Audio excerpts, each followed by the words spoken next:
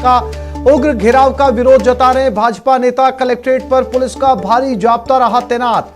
पिछले 20 घंटे से लगातार दिया जा रहा है धरना। कोटा कलेक्ट्रेट की यह घटना, पुलिस और कार्यकर्ताओं की आपस में झड़प। बीजेपी प्रदेश अध्यक्ष पर हुए हमले के विरोध में यह धरना प्रदर्शन किया जा रहा है। पिछले 20 घंटे से यहां पर यह धरना प्रदर्शन जारी है। कोटा कलेक्ट्रेट पर और योगेश त्यागी हमारे साथ जुड़ गए, उनके पास चलते हैं। योगेश, क्या हुआ था वो घटनाक्रम, क्या फिलहाल स्थिति को संभाल लिया गया है?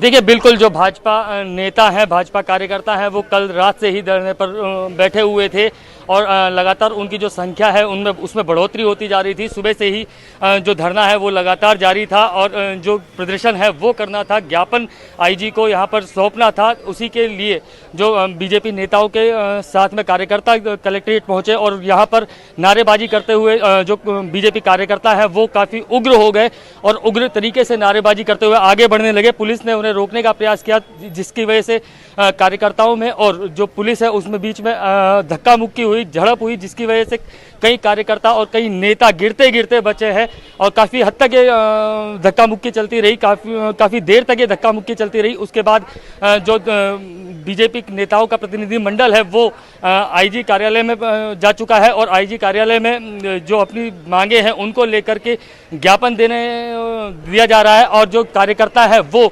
कलेक्ट्रेट के बाहर अभी प्रदर्शन कर रहे हैं। अभी भी नारेबाजी जारी है, लेकिन जो हंगामा था वो उस पर काबू पा लिया गया। हल्का बल पुलिस को इसमें प्रयोग करना पड़ा है, जिसके बाद पुलिस इस पूरे मामले में काबू पा पाई है और अभी शांतिपूर्ण तरीके से जो प्रदर्शन है वो जारी है। योगेश, यहां पर फिलहाल जो है वो प्रदर्शन जारी है, लेकिन ये नौबत आई क्यों धक्का मुक्की की? क्यों जो है वो नेता या पुलिस वाले गिरते हुए वहां पर बचे? क्या ज्ञापन देने के समय ये सब कुछ हुआ?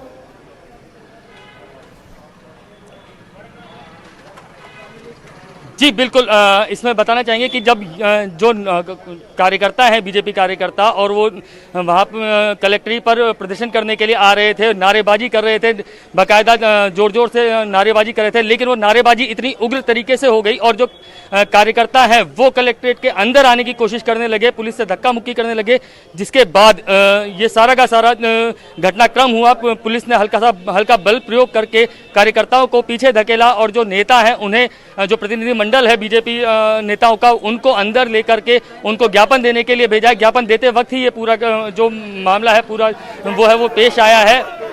यहाँ पर ये भी बता दें कि बीजेपी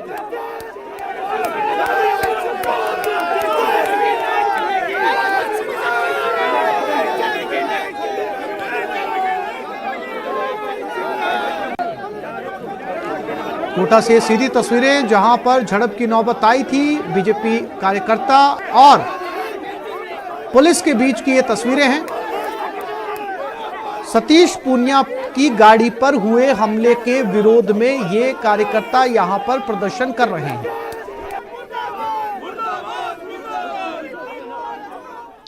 योगेश, स्थिति अभी भी तनावपूर्ण बनी हुई है।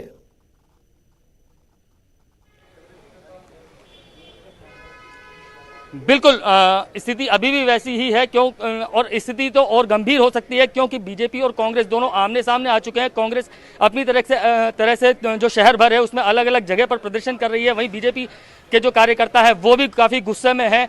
तो अगर इन दोनों कार्यकर्ताओं का आमना सामना किसी तरीके से हो जाता है तो स्थिति और भी ज़्यादा खतरनाक हो सकती है, क्योंकि दोनों ही पार्टी के जो कार्यकर्ता हैं उनमें काफ़ी गुस्सा है, दोनों अपनी अपनी मांगों को लेकर अड़े हुए हैं।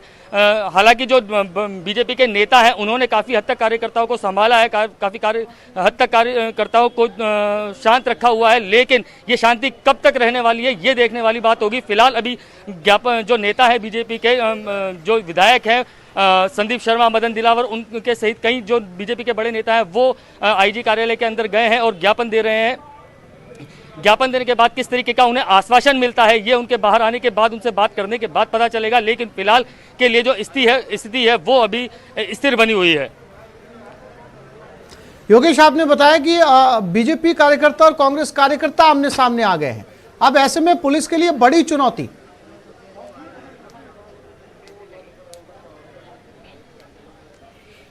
बिल्कुल, पुलिस के लिए अपने आप में बड़ी चुनौती इसलिए है क्योंकि जो बीजेपी और कांग्रेस दोनों के कार्यकर्ता वो गुस्से में हैं।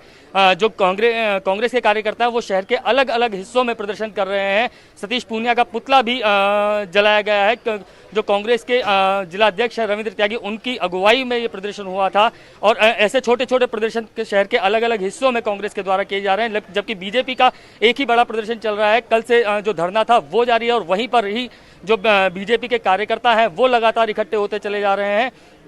और इकट्ठे होते होते आज 11 बजे का समय था जब ज्ञापन देने इनको आना था, लेकिन ये लेट हो गए और अब जाकर ज्ञापन देने के लिए आए हैं। लेकिन जो यहाँ पर कार्यकर्ता है वो काफ़ी गुस्से में आ गए, काफ़ी उग्र तरीके से प्रदर्शन करने लगे। नारेबाजियाँ बहुत ज़ोर ज़ोर से शुरू हो गई और जिसके बाद में पुलिस को हल्का बल प्रयोग करके उनको पीछे की तरफ खदेड़ना पड़ा।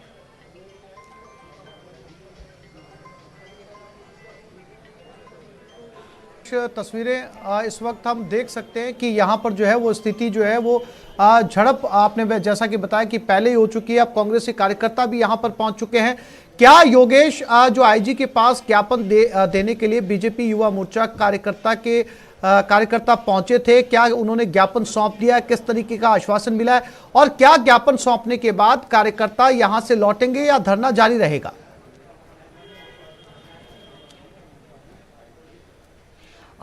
इसको हमारे जो सहयोगी है ओम इसको यहाँ पर कवर कर रहे थे। हम ओम से जान लेते हैं कि अभी किस तरीके की स्थिति है और क्या कुछ होने वाला है। ओम, क्या अभी किस तरीके की स्थिति है? अंदर गए हुए हैं जो बीजेपी के नेता के तमाम पदाधिकारी जो है आईजी से मिलने के लिए वहाँ गए हुए हैं और जैसा कि कलेक्ट्रेट पे जोरदार हंगामा हुआ है, पूरा बवाल मचा हुआ था। अंदर जाने की बात को लेकर पूरा बवाल मचा हुआ था। कई कार्यकर्ता, कई नेता नीचे गिरते गिरते बचे हैं। बहुत बड़ा बवाल हुआ है और ये कोटा में सियासत अब तेज हो गई है। गर्म इसलिए सियासत कही जा सकती है कि एक और जहाँ भाजपा कार्यकर्ता, भाजपा नेता धरने पर बैठे हैं, पिछले 20 घंटे से धरने पर बैठे हैं और आईजी से मिलकर सतीश पूनिया पर जो उग्र जो घेराव हुआ उनकी कार का, उनका विरोध जता रहे हैं। और कांग्रेस कार्यकर्ताओं ने जिन्होंने घेराव किया था उन पे 307 का मामला दर्ज करवाने की मांग कर रहे हैं। वहीं दूसरी ओर कांग्रेस कार्यकर्ता भी आज शहर के आधा दर्जन से अधिक इलाकों में नारेबाजी कर रहे हैं, प्रदर्शन कर रहे हैं, प्रदेशाध्यक्ष सतीश पूनिया का पुतला जला रहे हैं। तो कुल मिला के कहा जा सकता है कि शहर में बवाल मचा हुआ है। दोनों पार्टियों की ओर से आक्रोश व्यक्त कर रहे हैं। ये दोनों पार्टियां एक तरह से आमने सामने हैं और पुलिस के सामने, कोटा पुलिस के सामने बड़ी चुनौती है। जो पूरा जो पुलिस का भारी जाब्ता जो तैनात है, एक एडिशनल एसपी के सहित करीब आधा दर्जन डीएसपी सहित 1 दर्जन एसएचओ शहर में लगे हुए हैं और 300 से अधिक पुलिस कर्मियों का जाब्ता है। आरएससी का जवान है, ब्लैक कमांडो है, महिला पुलिस कर्मी। वो भी धक्का मुक्की भी हुई थी गेट पर, वो किस तरीके का हुआ था?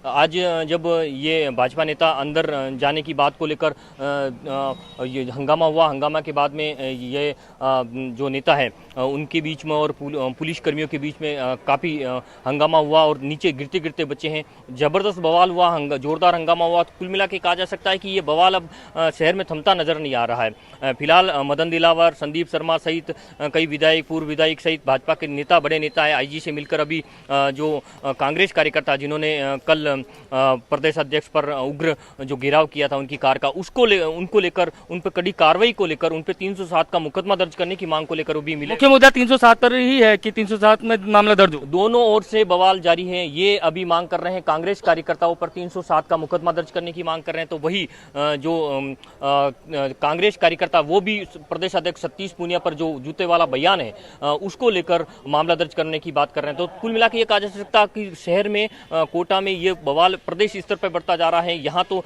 ये फिलहाल थमता हुआ नजर नहीं आ रहा। कांग्रेस और भाजपा के दोनों नेता और पदाधिकारी आमने सामने हैं। दोनों ओर से ये बयानबाजी का सिलसिला जारी है। जैसा कि अभी मदन दिलावर जो भाजपा के महामंत्री और विधायक भी हैं, उन्होंने जूते के बयान का समर्थन किया। समर्थन के साथ साथ उन्होंने ये कहा है कि कांग्रेस उनके भाजपा के तलवे के बराबर भी नहीं है। तो सियासत जो तेज हो रही है। अपने प्रदेश अध्यक्ष, भाजपा के प्रदेश अध्यक्ष का के बयान का वो समर्थन कर रहे हैं और समर्थन के साथ साथ और एक नया बयान देकर बखेड़ा खड़ा कर रहे हैं। तो कुल मिला के ये कहा जा सकता है कि कांग्रेस और दोनों तरफ से विवादित बयान आ रहे हैं। विवादित बयान आ रहे हैं, हंगामा, नारेबाजी, प्रदर्शन का सिलसिला बढ़ता जा रहा है। पुलिस, कोटा शहर पुलिस के लिए बहुत बड़ी चुनौती है। IG, SP, additional SP, SHO, DSP सहित तमाम जो पुलिस के जो आला अधिकारी है वो सड़कों पर है और पूरी ये जो चुनौतीपूर्ण है धरना प्रदर्शन रोकने के लिए। ये कुल मिला के ये माना जा सकता है कि पुलिस के लिए जो चुनौती है उस चुनौती का सामना भी जी योगेश, नजर बनाए रखिएगा, समय समय पर आपसे अपडेट लेते रहेंगे। फिलहाल